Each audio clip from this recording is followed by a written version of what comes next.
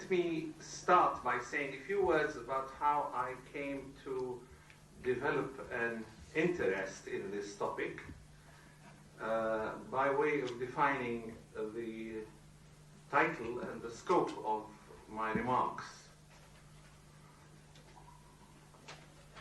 During my reading in classical Arabic literature, I would occasionally come across the phrase Jesus upon whom be peace, قال عيسى عليه السلام, and then followed by a saying or else a story. In great many instances, these sayings had no parallels either in the Quran or in prophetic hadith, and no parallels also in the Gospels. Many, in my view at least, were very beautiful and were very well crafted from the stylistic point of view. I now sort of slide slowly to my conclusion. There remain a few general points that I would like to make about the Muslim gospel within its broad Islamic environment. The first point has to do with the Islamic elements in the Muslim gospel. Jesus is, of course, always identified as a Muslim prophet. As if in emphasis, several stories depict him reciting and explaining the Quran, praying in the Muslim manner, going on pilgrimage, etc. Several stories emphasize not only his humanity, but his helplessness. You have one indication of this with the weeping. He weeps quite a lot in the Muslim gospel. And yet, having said that, there does remain a number of sayings which are not entirely consonant with what I might call average Muslim taste, if you like, or average Muslim sensitivity. For example, number 38, Jesus and the pig.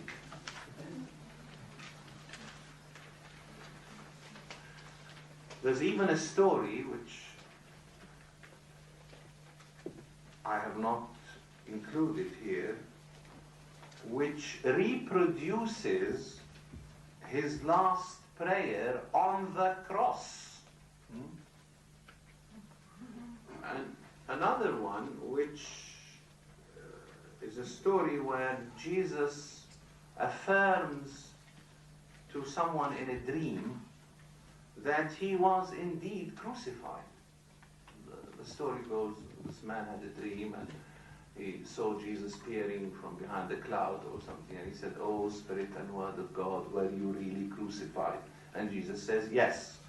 So the man goes off to a dream interpreter and he says, "This is what happened." And the dream interpreter says, "No, it can't possibly be, because God in his book has said that Jesus was not crucified, but that it was made so to appear to them."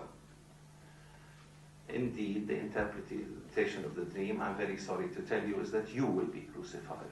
And this is, in fact, what happened. The man was shortly thereafter crucified.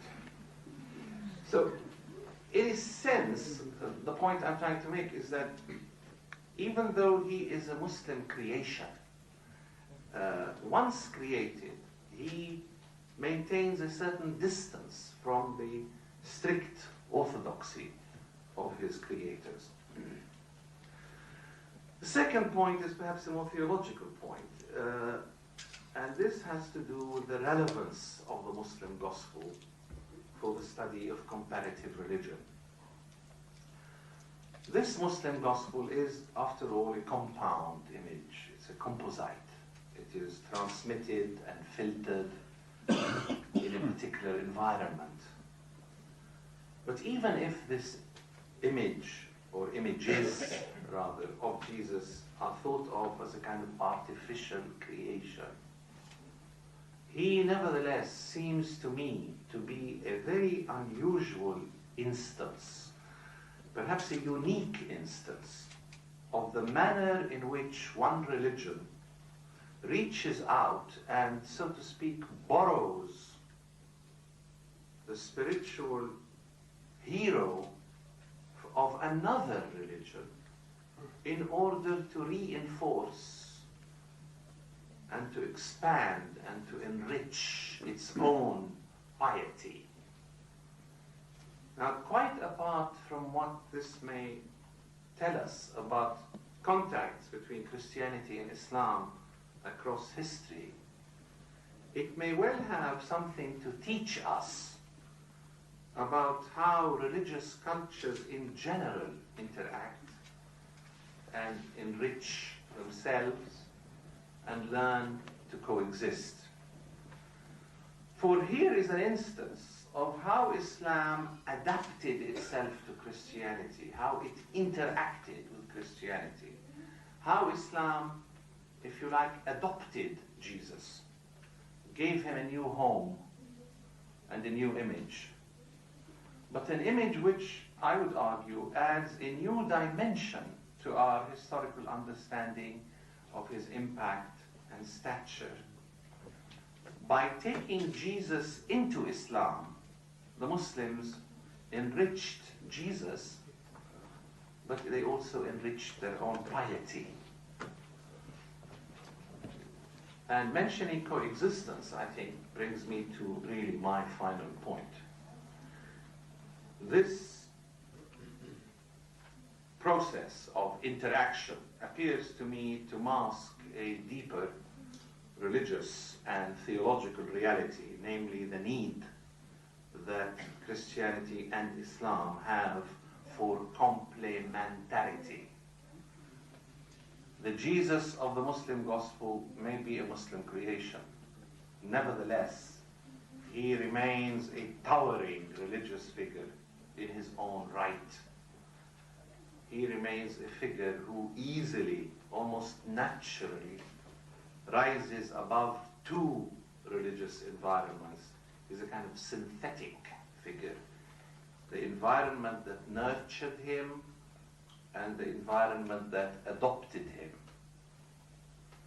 In the midst of this contemporary, present-day tension between Christianity and Islam in certain regions of the Muslim world and in Europe, it may be healthy, it may be salutary to remind ourselves of an age and a long tradition when Christianity and Islam were more open to each other, more aware and reliant on each other's witness.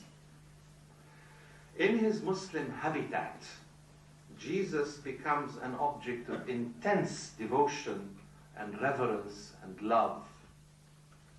He bears the stamp of Quranic nubuwwah, or prophecy. But as he advances inside the Islamic tradition, he becomes a living and vital moral voice, demanding to be heard by all who seek a harmony of profession, faith, and of testimony. Thank you very much.